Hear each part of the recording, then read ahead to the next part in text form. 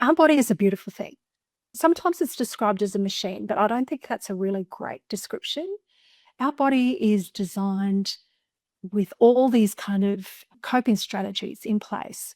So to take this to the extremes, we come into burnout, we come into health problems, we come Mm. into all sorts of issues because they're trying to operate in an environment that is not conducive to their health and welfare. So, as people saying, our bodies just aren't doing what we need it to do, and your body's like, help me out here. I need you to do something different. Welcome to today's episode of Business Growth Lab. I'm really excited for this conversation. I've invited Michele Scherr to come and chat to us about the 6 health types. Now, this isn't actually just about health. Obviously, we know as entrepreneurs and business owners, we do need to be healthy, but she's blowing my mind in the green room, chatting about how this affects our day, how we can be more productive, so much more than just what to eat and when to exercise. So, Michele, welcome to the show. Thanks, Dan. Thanks for inviting me. I'm really excited to be chatting to you today about this stuff. It's my passion. Yeah, it is your passion, and I invited you because we've had a couple of conversations, and I'm just every time you talk about this, I'm like, whoa, this is just blowing my mind. Can you give us a little bit of an like an overarching little look into what are there's 6 health types? What are the 6 health types? Let's start there before we talk about like how it affects people. Yeah, absolutely. So, the 6 health types, what we use to educate people about themselves. So, they're based in how our bodies are designed. So, you may have heard of the terms like endomorphic, ectomorphic, mesomorphic. Sometimes they're called apple shapes, triangle shapes, that sort of thing when we're talking about a body. Hmm. So, that's where they're based. But we know that certain bodies are shaped the way they are because of their exposure to the hormones inside them. Hmm. And so the exposure to the hormones gives them certain tendencies. And when the groups of tendencies come together, they give a health type. So big picture wise, the health types let's start with activator. And these are the people you might know who are always on the go. They move, move, move. They're like they've got ants in their pants. And sometimes we call them hot headed because they tend to be quite fiery. And just a note, I'm describing the quintessential reflection of these health types. Not everyone within that range will present this way, Hmm. but it's really quite nuanced. Hmm. So for an activator, for them, it's about movement. Things are about movement. Then we move around the circle to connector. Now, a connector's body, these people are the happy, fun people that love to connect. They're social butterflies. They're just so much fun to be around. And then we move around to the guardians. Our guardians are our protectors of the community. They're our foundation of the community. If you think of families and people who are really nurturing, that's the type of cluster that we get with guardians. Then we move around to diplomats. Diplomats, and a lot of diplomats struggle with identifying themselves as diplomats. They reject it. Oh, interesting. But very interesting. But for diplomats, their bodies and their minds, they really love collecting information. And I Hmm. call it building their tree of knowledge. So when they're really interested in something, they love to deep dive into it and find out all about it. And then it might just be a case of tick, moving on. And then we're moving around to sensor. Sensor's at the bottom of our circle, as we put it. For a sensor, their bodies are designed, they're quite a light frame, they're a delicate frame. So they could be tall, they could be short, but it's a light, delicate bone structure. They are very much people who are in their heads a lot. Lots of stuff going on in their heads because it's about protection. From a Hmm. primitive level, it's about protection because they have such a fine bone structure, such a fine body that everything's about protection. And then we move around to Crusader. I love Crusader. These are the people that get on a mission and they're focused.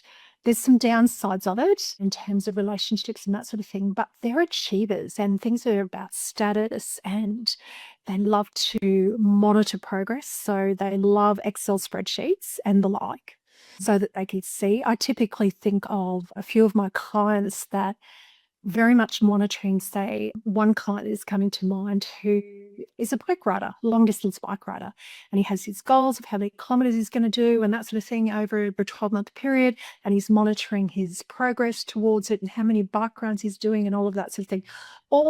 None of this is professional. It's all for personal use, but he loves to monitor and to see progress. So they're the six: the activator, the connector, the guardian, the diplomat, the sensor, and the crusader. Okay. Why is it so important as a business owner to know which health type we are? What's the reason that we need to know this information?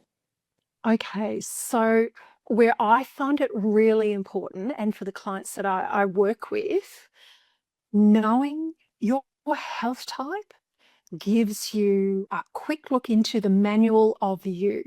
So, how you're designed to work throughout the day, for example. So, where your energy peaks are going to be, where you should be resting, where you should be putting hard tasks, where you should be going, where should you be planning during the day. So, when you're looking at your schedule, are you setting yourself up for success by working with your body's rhythms? So we call it chronobiology. Other people might have heard of it as circadian rhythms, but working with your body instead of forcing yourself to do it, there's such a gap there. And to use an example, so one of my clients that I've been working with for a little while, very high achieving lady, comes from a background where she's had to take the lion's share of the load with family, with 4 children, and her husband was unwell and that sort of thing. So she's taken the lion's share. Her body's built for strength and resilience. So if anyone can do it, she can do it. Mm-hmm. However, long term, it's that chronic stress, right? Mm. Of having no relief.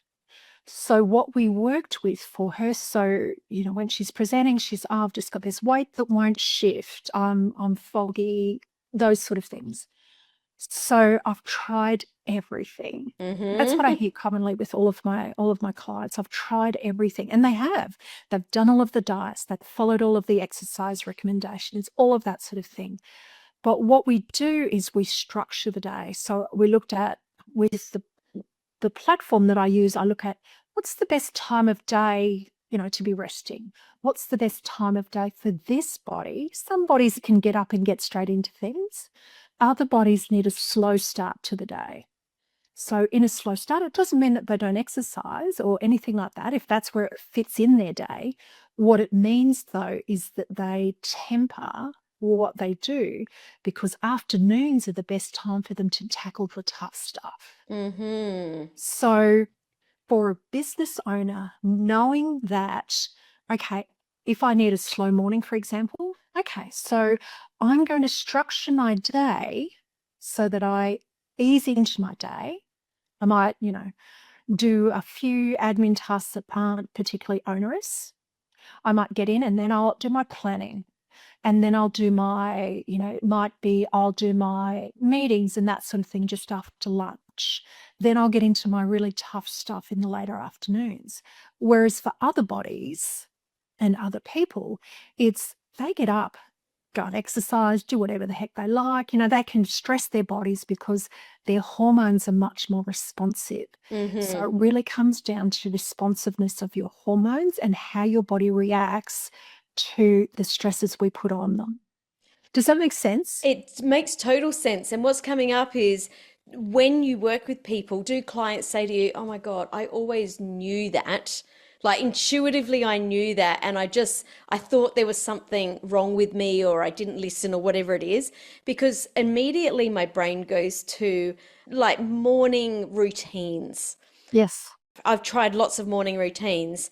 And for me, and I don't know anything about my health type, and I know we're going to talk a little bit about that later. So this will be interesting to see if I'm totally off or not. I hate morning routines. Hate them. They don't work for me. I'm about I've tried them before, they don't work for me. Yep. And I've always said to people, like, just because it works for one person, don't automatically think it works for another. But intuitively, do your clients come to you and go, "Oh, thank God, I've been given a permission slip for that"? Absolutely. So I had a client who she was the activated type that we were talking about before. And so she's very much learning about herself. And the word that comes through is, I feel validated. Mm-hmm. So for this lady, she's very much, activators tend to do and then weigh up whether they Mm-hmm. should do it or not. So they tend to take action first and then think it through. So this lady, absolutely gorgeous. I love her and I love her energy. She, over one of the breaks, she had an option to go away with some friends on I think it was on a boat or something. Anyway, for her body type, and because she's so active, she needs regular fueling throughout the day. So it's appropriate for her to eat 5 to 6 times a day.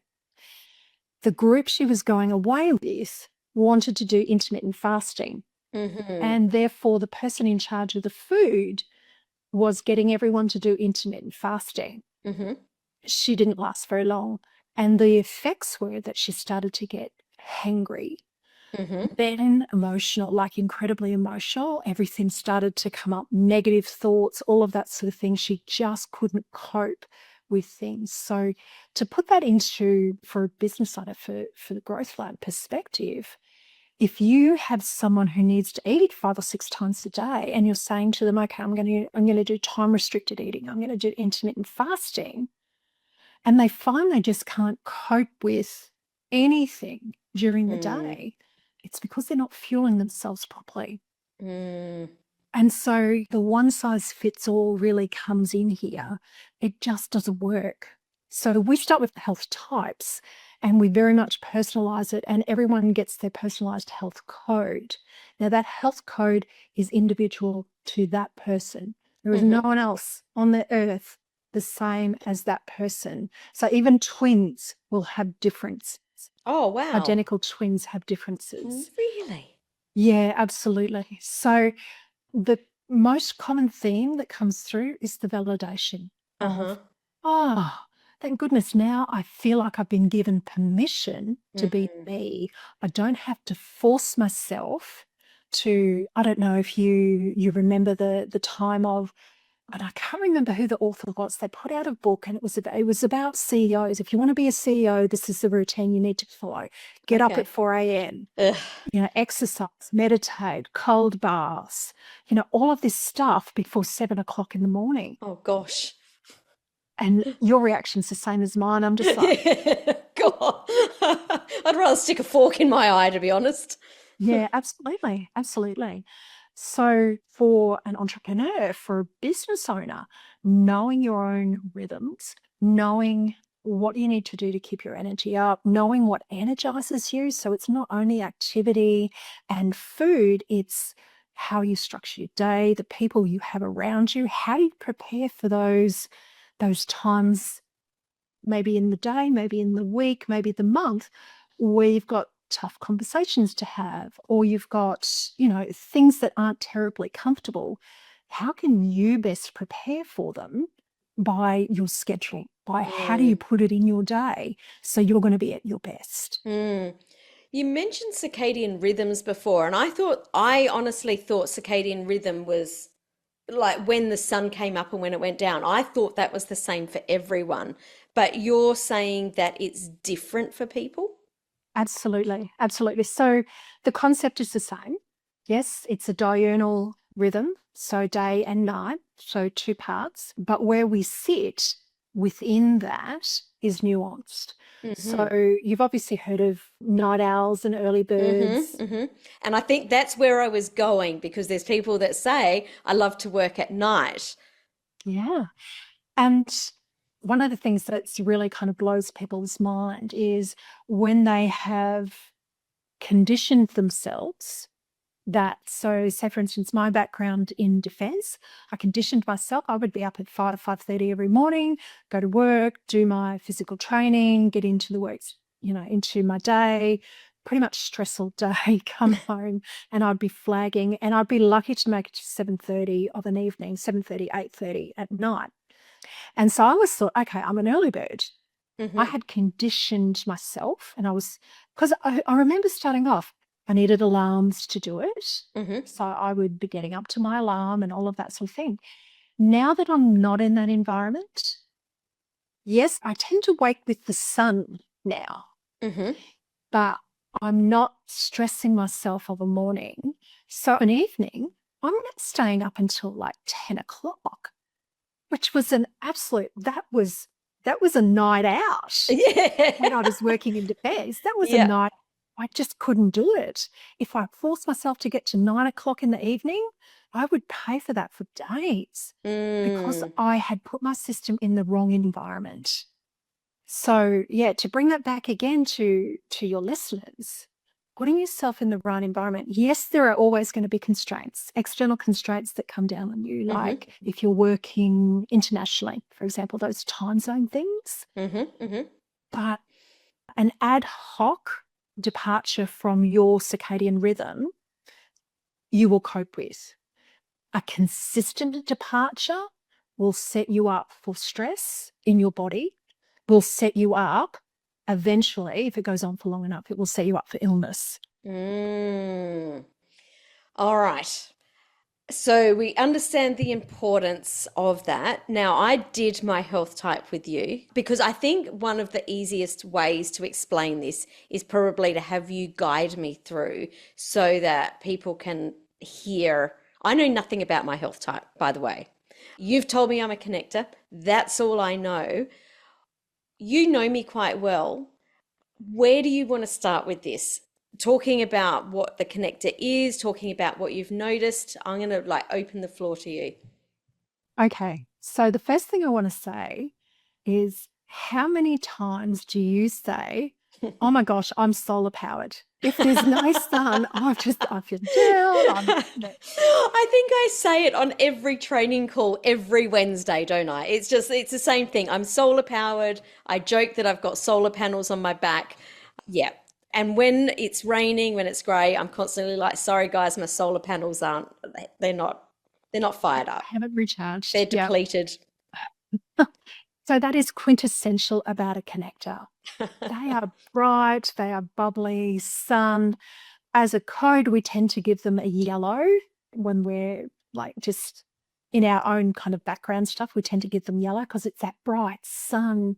For you, it's if you think of summer, it's very much about bright sun, having fun. For you to get up of a morning and connect with someone around fun, that is just, would that be a great day? Oh, that is my absolute dream day. Let me tell you, dream day. Yeah, absolutely. So I would suggest that if you could structure your day around first things first, connecting, so fun, food, activity, those three things, you have set your day up to just flow. Hmm. Already a few epiphanies there. Number one is I'll never forget there was one day I had a very early podcast interview with someone that, oh my goodness, it was like the most inspiring conversation. And I Now, remember going to my personal trainer after it, and we walk up a very long driveway to get to like where the training studio is. And she'd watched me walk the whole way up, and she went, what have you been doing this morning? You are glowing. Like you are just glowing. She said, I couldn't take my eyes off you. And it was because I'd had that really inspiring conversation. And that really stood out to me because at that time I'm like, I need to have more of these conversations in the morning. So I was already on that. Food. I remember many, many years ago, because I actually ran a wellness center for a while, and one of the things that a group of us did was this specific cleanse. I won't talk about exactly what it was, but I remember about 6 weeks in saying, I can't do this anymore because it was so limiting that I couldn't go out. And to me, meals are about connecting. And I just said to him, like, I don't eat just to fuel my body. I eat because that's when I connect with people. That's when I'm with my family. It's when I go out a lot to restaurants because I love to catch up with friends. So that automatically stood out to me. So, and to take that a little bit further, the reason that you love to connect is your body is highly responsive to the connection hormone, oxytocin. Mm-hmm. Whereas the sensor that I was talking about before, that body that's really fine, they have very little big emotion other than overwhelm. So it's not to say that they don't feel joy, that they don't feel happy, that they don't feel mad, sad, any of the Mm-hmm. emotions. They Mm-hmm. feel the emotions. It's very different to the way you feel emotion Mm-hmm. because they're not as receptive to oxytocin, for example. Aha. So, and I'm going to say this and I wonder how it sits with you. So on your day, typically we would see you going along about between 6 and 8 of an evening. Do you like to just go a bit inward? 100%. Yeah. Yes, definitely. It actually happens a little bit earlier. Yeah, that's when you recharge. Ah. So your version of introversion is different to my version of Mm-hmm. introversion. However, but that's when you connect, connect, connect, connect, connect, connect, connect, connect. Okay, I need some time for me. Yeah. So that's a great time of day to actually be doing housework. Ah, interesting. So, because those kind of activities mean that you've got time to just go inward. So, yeah, housework and that sort of thing, vacuuming, mopping, dust, whatever, gives you a chance to just, if you listen to music, pop the headphones in and just go. But it recharges you. That's the time where you go inward to recharge. So, for example, and why this is relevant, if you started scheduling important meetings between 6 and 8 because of time zones or something like Yes. that. Yep, yep. If that was a regular thing for you, you would struggle immensely. You would start seeing disruptions in your sleep. You would Mm-hmm. start seeing disruptions in the way you eat, the way your body moves and holds weight, for example. You would start seeing multiple disruptions because you're not doing it at the right time. Mm-hmm. But what I'm talking about is a pattern of not doing it at the right time. Occasionally not doing it at the right time, we're going to cope with that. Your body will cope with that. But if you made it routine that 5 days a week between 6 and 8 p.m. you had meetings, that would not work well with your body. Mm-hmm. Mm-hmm. Mm-hmm. That makes sense. Talk to me about structuring the day because there are lots of things that we have to do in a business that aren't fully, oh my goodness, this is the joy. I just love doing this. Like there are things that we have to do. How do we know when to bring those in, knowing that, this is best case scenario, but Mhm. how else do we know how to make it work? Yeah. So within your profile, we come up with when should you do the hard things? So essentially, we're looking at your energy during the day, where your hormones are peaking and troughing and all of that sort of thing. When should you do the hard things? The hard things that don't light you up. There's a period of day, depending on where on your profile, there's a period during your day that's the best time to tackle them. Mm-hmm. So without looking at a full profile, so you've done the test that you did is about 80% accurate, and I would suggest for you it's quite a bit more than 80% accurate because it gives me a good indication of where you would sit and what your tendency clusters are.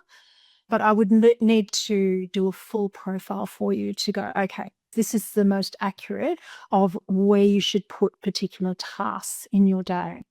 So you can do a profile on anyone that works with you that will give you a map of their hormones and where to put all of these pieces in.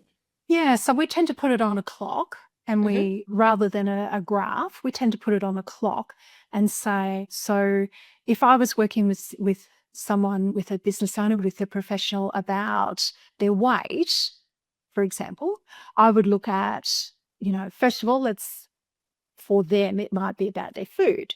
So we have a clock that tells me this is the time that they should be eating. So if you don't mind me using you as an example, Mm. for you, 3 meals a day is perfect. If you're having really active days, add in a couple of snacks. But theme-wise, having a lighter meal of an evening sets you up for a really good night's sleep, amongst other things. So that lighter meal helps you out. So, yeah, for different people, there are different times of day to be doing different things. Yeah. Look, we just got off a group call, and I know that one of the people on the call was saying that they struggled with getting stuff done at a certain time of the day. No, he was a diplomat, I think you said. Yes. Can you just explain what that person was doing and how you suggested he move it? Because I think for people to hear lots of different scenarios might Mhm. help to really go, oh my goodness, that's me. Or, ah, I think I know what's going wrong here. Yeah. So for this particular person, as you said, he's a diplomat. So the way things are structured at the moment for him, it was admin tasks. So he wakes up, his head's full of admin tasks that he doesn't want to do. What's happening within his body is that his body senses that as a threat. So his primitive part of his brain, the amygdala, the hypothalamus, senses it as a threat. So it just raises his stress levels a bit. And from there, his body holds on to cortisol a lot longer. So it takes a lot longer to clear the cortisol. And cortisol is the stress hormone. Mm-hmm. So for him, he was finding that he's crashing about 10 o'clock because from the time he wakes up, he's under stress. Mm-hmm. Then his energy's crashing, and then he's having to force himself to get through the rest of the day. And it becomes this vicious cycle. And then you don't sleep well. You go to bed early. You don't particularly sleep well because you're not really at the right time. And as you move on, you start to put more pressure on yourself to sleep well. And then you get up the next morning and you're not your best self. So it becomes this vicious cycle. What the suggestion I made to him was, let's make your morning easy. Like, I don't want you having, I asked him if he would be open to not having a coffee until about 10 o'clock, because that's another stress on that Mm-hmm. particular hormone. So, of a morning, I don't mean don't move or, anything like that. You get up at the time you need to get up, but you have an easier morning. You plan things. So it might be the things that you like to think about. You might go out for a gentle walk rather than a hard run or do a HIIT class or something Mm-hmm. like that. So it's an easy morning. And then get into some planning. Okay, I know what I need to, I've got all of this stuff that's happening. What do I need to do today? Okay, into some planning. So whether that's half an hour, 15 minutes, or whether it's an hour or more, do some planning first. Then go into meetings and that sort of stuff. And this is just a generic overview because I haven't measured him up either. And then do the hard stuff of an afternoon, because that's when Mm-hmm. his body is primed to deal with the hard stuff. His body is primed to deal with stress, which means that by the time he's ready to go to bed, the cortisol has waned. Everything, all of the hormones are starting to do what they're meant to do at the right time, Mm. which will give him a better night's sleep. And then if he can get that into practice, he's better prepared for his day. He copes with, the little things. There's always going to be little things that'll pop Of up. course, we're humans having a human experience, right? Exactly. But in general, if you can set your system up for what we call homeostasis, if you can set yourself up for joy, for ease, then when the blips come, you're much better primed to deal with it and move on. Mm. So, in contrast, is there a health type that would be better suited to let's get up and get those hard tasks off the plate? Because, we're mostly taught just get up and get those, eat the frog or whatever it is. Was that Brian Tracy, Yeah, eat the frog? That's what we're taught. Is there a health type that's more inclined to work like that? absolutely. Absolutely. So we live in a society that we call a crusader society. The crusader, particularly in Australia. So the Crusader Society in Australia means that we're very achievement focused. We're very mission focused. So what's my mission? What's my task? I've got to get it done. I've got to focus, focus, focus to the exclusion of everything else often. Mm-hmm. So if you look at the high performers, so Steve Jobs is a good example here. Apple, he wanted a particular shape, something to do with Apple. He wanted a particular shape. He wanted rounded, he wanted it curved or something. And he said to his developers, this is what I want. And they said, oh, I don't know that we can do that, with the technology at the time. And he said, you've got a week. I'm paraphrasing here. This may not have been the time frame. You've got a week. If you can't do it, I'll find someone who can. That's a very Crusader way of dealing with things of, I need to achieve this. If you can't do it, get out of the way, find me someone who can. So Australian society is very much about get up, win the day, get moving, achieve, achieve, achieve, achieve. So when you ask that question about, is there a body that's set up for that? Absolutely. Absolutely. So activators, people with activator bodies tend to be set up to get up and move of a morning. A crusader body tends to be set up, and for them it's about the dopamine hit. So they're very sensitive for crusaders about the dopamine. So for them it's about, I want that reward, so I'm going to get up and I'm going to get going. For the other body types, it varies. So interesting, because most of us are we're the visionaries, we're the CEOs, the founders. We've got big dreams, big goals, and to understand how we can actually growth hack this so that we can get more results. To me, I've never heard about this before. Oh, wow. And it's blowing my mind that we can work this way. It's also simultaneously, I've got this thought that no wonder people get so burnt out in corporate. Absolutely. Absolutely. Particularly when you've got a body that's not designed to work that way, those bodies are going to, our body is a beautiful thing. Sometimes it's described as a machine, but I don't think that's a really great description. Our body is designed with all these kind of coping strategies in place. So to take this to the extreme, so, someone, I want to say bitten by a shark, someone is in an accident, they lose a lot of blood.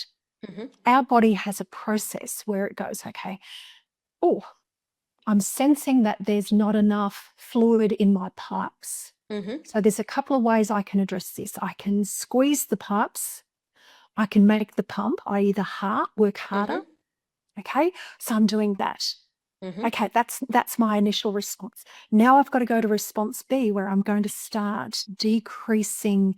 I'm going to keep the amount of salt in my blood, which draws fluid into the pipes, into the vessels. So that's another coping strategy. It's got these layers of responses. So the body's awesome at that. However, when it's a long-term thing, so you think of someone who's worked in corporate for many years and they're not designed to work that schedule, they're not designed to work that rhythm, it's almost as if you think about the scenario I just said with the blood and the pipes and the pump, it's almost just like, okay, we actually don't put any more fluid in, so we've tightened as much as we can, the pump's working as hard as it can, it's going to fail. And that's when those people who are not designed to work in a particular way force themselves to do it, and eventually they fail. So we come into burnout, we come into health problems, we come into all sorts of issues because they're trying to operate in an environment that is not conducive to their welfare or to their health and welfare. So as people saying our bodies just aren't doing what we need it to do, and your body's like, help me out here, I need you to do something different. Yeah, exactly right. But our minds, we set our minds to, but this is what I've got to do because this is the lifestyle I want, this is the level of income I want, this is what I've got to do, and we almost kid ourselves that our bodies can continue to support us. And when things start to go wrong, we go and get that Band-Aid, we'll go and see the doctor and we'll get a pill or that sort of thing. But we want to keep going. We don't want to change anything.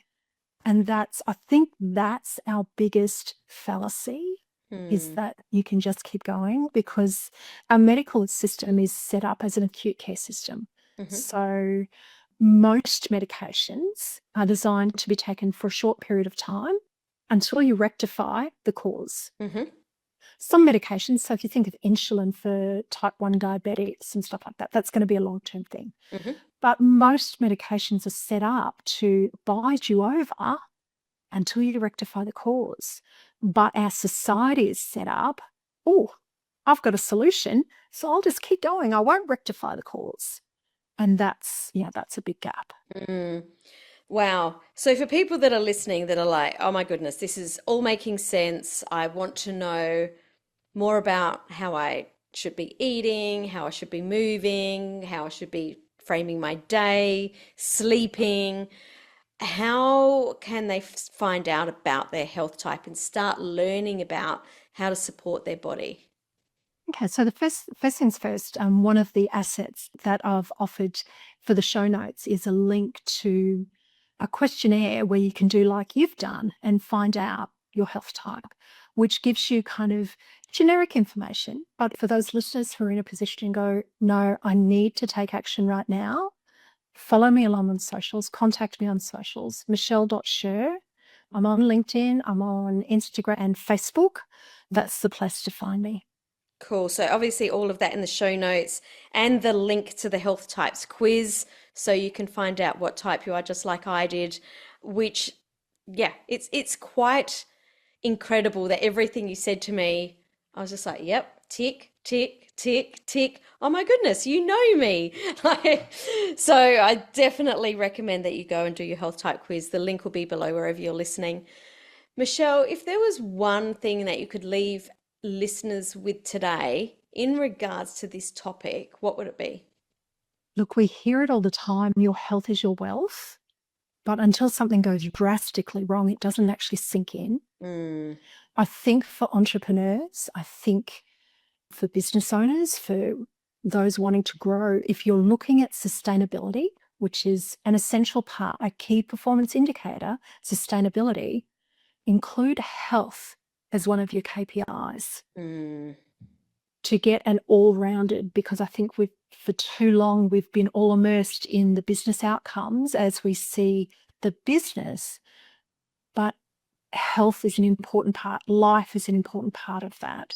And as I hear you say quite often, we create businesses so that we can have freedom in our lives and all of that sort of thing. But if we don't pay attention, if we don't build in sustainable practices, by the time we get to that freedom for our life, we're spending it in doctors' offices, we're spending it in hospitals, we're spending it finding out what's wrong with us. So, a bit of forward planning and for some, it's a change of mindset to go, actually, this really is important to me. What practices can I put in place? Just small steps. What practices can I put in place now that are going to compound over time rather than, become a liability? Love it. Michele, thanks for coming and sharing this today. It's been an absolute pleasure chatting with you. Thanks, Sam.